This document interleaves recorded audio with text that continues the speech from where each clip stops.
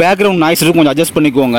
இன்றைக்கி பார்த்தீங்கன்னா சொன்ன மாதிரி மதுரையை சுற்றி உள்ள பகுதியில் இருக்கக்கூடியவங்க வாங்க, அந்த டைம் குறித்து, பிளேஸு டேட்லாம் குறித்து, இது டைம்லாம் குறித்து இந்த மாதிரி வர சொன்னால், பட் அவ்வளோவா எந்த ஒரு கோஆப்ரேட் அப்படின்றது பண்ணவே இல்லை. பட் இது ஒரு ட்ரையல் மாதிரி தான். இங்கே மதுரையை வச்சு நம்ம எதிர்பார்த்தது யாரும் வருவாங்க பார்த்தா யாருமே வரல. ஏதோ ஒரு 3 பேர் வந்தாங்க. பரமக்குடியிலேருந்து ஒரு நபர், மதுரையிலேருந்து 2 பேர் பாதிக்கப்பட்டவர் வந்தாங்க. மற்ற யாருமே சொன்னவங்க வாட்ஸ்அப் குரூப்பில் மட்டும் தான் பேசிகிட்டே இருப்பாங்களே, டிஸ்கஷன் பண்ணுவாங்களே, யாரும் செயல்பாடுகள் ஈடுபட மாட்டார்கள்.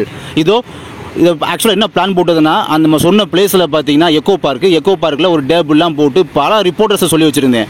அவங்க காலையிலேருந்து கேட்டுக்கிட்டு இருந்தாங்க, எத்தனை பேர், 50 பேரா 100 பேரா, இவ்வளோ பேர் வர அங்கே அடைய போகிறாங்க அப்படிலாம் கேட்டுக்கிட்டு இருக்காங்க. எந்த பதிலுமே சொல்ல முடியல. நான் காலைல ஒரு ஆள் நின்றுட்டு இருந்தேன், அப்புறம் தான் ஒரு ஆள் 2 பேர் வந்தாங்க, மொத்தம் ஒரு 3 பேர் தான் அதிகமாக வந்தாங்க, அவ்வளவுதான். ஓகேங்களா?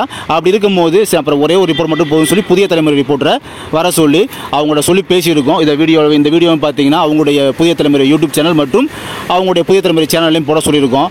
ஏன்னா ஒரு 2 பேர் 4 பேருக்காக ஒரு டேபிளை போட்டு நிறையா ரிப்போர்ட்டர்ஸை வர சொல்லிக்கிட்டு அதெல்லாம் போட்டு நமக்கே ஒரு ஸ்ட்ரென்த்தை காமிக்காத போது நமக்கு மிகப்பெரிய கேவலம். ஸோ எனக்கு எந்த ஒரு சப்போர்ட்டுமே இல்லை. ஏதோ என்னால் முடிந்த சப்போர்ட்டை நான் பண்ணி முடிச்சுட்டேன். இதுக்கு மேலே இதை நம்பிலாம் இனிமேல் சென்னை அப்படிலாம் சொன்னால் சென்னைக்கெலாம் யாரும் வரமாட்டாங்க கன்ஃபார்ம் அப்படின்றது கன்ஃபார்மாக தெரிஞ்சு போச்சு. ஸோ பாதிக்கப்படாத நான் முன் வந்து மதுரை கலெக்டரேட்டுக்கும் பார்த்தீங்கன்னா ஆல்ரெடி நம்ம மனுவும் கொடுத்தாச்சு, பெட்டிஷனையும் கொடுத்து முடிச்சாச்சு. ஏன்னா ஒரு எம்எல்ஏ கிட்ட போய் கேட்டோம்னா கூட நம்ம ஃபஸ்ட்டு ஆட்சியர் தான் ஃபாலோ பண்ணுறாங்க, ஆட்சியருக்கு நீங்கள் மனு கொடுத்தீங்கன்னா கேட்பாங்க. ஸோ அந்த வேலையுமே கச்சிதமாக பண்ணி முடிச்சாச்சு. ஆட்சியர்கிட்டையும் மனு கொடுத்துட்டு ஒரு இடத்துல கூட சொல்லி பல பேர்த்த வர சொன்னால் யாருமே வராமல் பின்னால் ஏதோ ஒரு 3 பேர் வந்து நின்னாங்க பார்த்தீங்களா. ஸோ அவங்களுக்கு இந்த இடத்துல நான் வாழ்த்துக்கள் நன்றிகள் தெரிவிச்சுக்கிறேன். ஒரு ரிப்போர்ட்டரை வச்சு பேசி முடிச்சு ஸோ இந்த வீடியோ டெலிகாஸ்ட் பண்ண சொல்லியாச்சு. கண்டிப்பாக டெலிகாஸ்ட் பண்ணும்போது ஒரு மக்கள்கிட்ட கண்டிப்பாக பொதுமக்கள்கிட்ட ஒரு விழிப்புணர்வு வரும். இதை பற்றி பல்வேறு பேசுவாங்க அப்படின்ற மாதிரி ஒரு ஸ்டெப் எடுத்து வச்சாச்சு.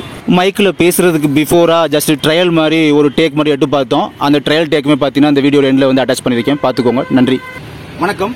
2013 பார்த்தீங்கன்னா டிரைவருக்கும் அந்த கண்டக்டருக்கும் பார்த்தீங்கன்னா அந்த ஜிஓ கொண்டு நோட்டிபிகேஷன் அதுக்கான ஆள்கள் எடுத்தாங்க. அதுக்கப்புறம் 2025 இப்போ கொண்டு வந்திருக்காங்க. இது டிரைவருக்கு தனியாகவும் கண்டக்டருக்கு தனியாகவும் கொண்டு வரல, டிரைவர் கம் கண்டக்டர்.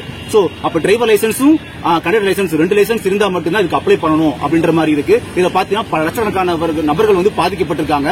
இது அரசுக்கு வைக்கக்கூடிய கோரிக்கை என்ன பாத்தீங்கன்னா, இந்த ஜிஓல திருத்தம் கொண்டு வரணும். டிரைவர் கம் கண்டக்டர் இல்லாம டிரைவர் தனியா லைசன்ஸ் இருந்தா கண்டிப்பா அவங்க அப்ளை பண்ணிக்கலாம், நடத்துனர் தனியா லைசன்ஸ் இருந்தா அவங்க அப்ளை பண்ணிக்கலாம் அப்படின்ற மாதிரி ஜிஓல கரெக்ஷன் கொண்டு வரணும்னு சொல்லி கவர்மெண்ட்டுக்கு நம்முடைய தாழ்மையான கொண்டுகோளை வைத்துக் கொள்கிறேன்.